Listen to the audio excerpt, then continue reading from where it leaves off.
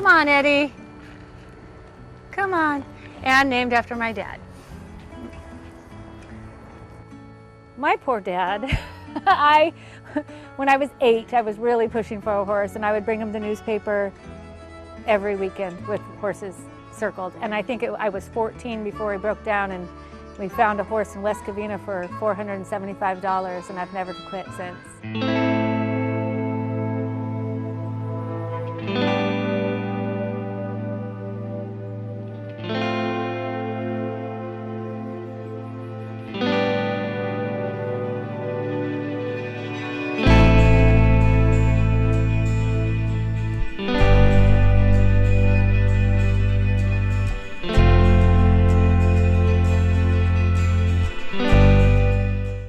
You know, I was just giving lessons and kind of made it a job at a certain point, and then I got asked to come here. What kept me here and made it change immensely were the children that walked in off the streets.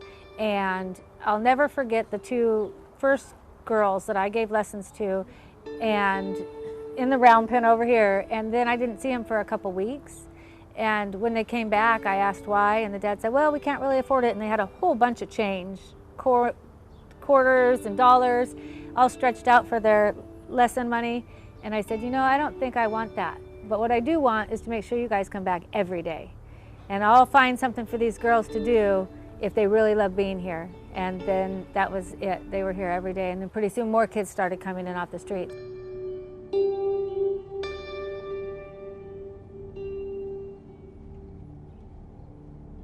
I grew up rough. Like I said, I had one parent, and he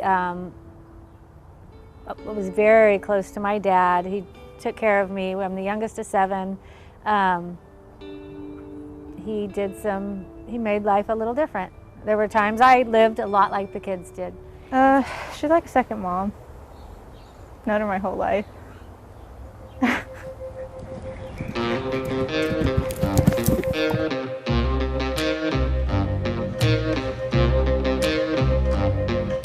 Kids that come into the program, they are basically students. They're like working students, and they make your heart happy. And once you get that relationship with them, it's not just about riding horses. It's not just about learning how to clean a stall. It's a connection you get to make. And when you make that connection, you make family. He's definitely going forward. Yeah. I was in a serious conversation, and I told the gentleman I was talking to, I'd go, you know, just give me a couple minutes, okay? And he goes, okay. And I remember I turned my head and I looked at other things, and I go, okay, I can talk now. And we finished our conversation.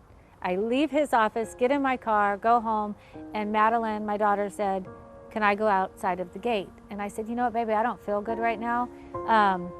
When I feel a little better, we'll go. And I remember putting my head into my hands, and then I woke up in the ambulance. I go in, and Dr. Cobb, just the sweetest man who was my surgeon, is very choked up. And I said, what's wrong, Dr. Cobb? And he said, I have bad news. As healthy as you came across, we were sure you were going to be fine, but you have anaplastic astrocytoma stage 3, and you have 18 months to 3 years.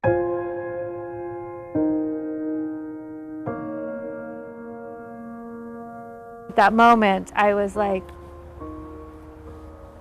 80% are gone.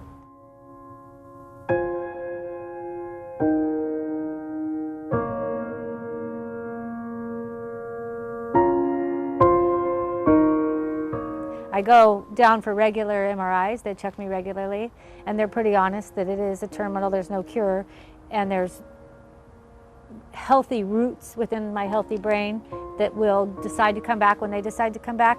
And the only thing I don't like about it is that I won't know. I could feel this good today and get a dirty test. But as I came back and saw the kids and thought that I would be coming back to sell and leave, and I saw how happy they make me in return, it was really hard to say I was going to let go and leave. And I thought I would just stay on a small plate until health maybe changes or doesn't change. Maybe we get to do this for a really long time.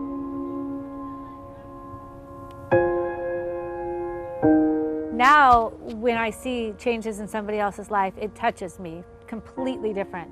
So I'm getting fed The more I can do for others, the more it feeds me. I know that sounds funny, and I don't mean financially, I mean emotionally.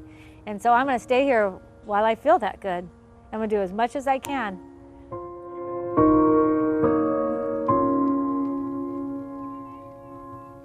We just want to stay, keep growing, and when the time comes, what I would love to do is get it so built up for those that stayed and that are such wonderful people that they have a facility to move on with. And I would want to leave all those things for them. We'll set something up for the kids together, and then they can continue on. I have 2 beautiful children. Honestly, when I was diagnosed, they are what kept me. I believe strongly was like, I can't go. It is not my time to exit. I have 2 beautiful children to raise. There's a 0.5% that makes it over 5 years, and I think that there's some that have been along 10, 15 years, and I'm just going to stick by that.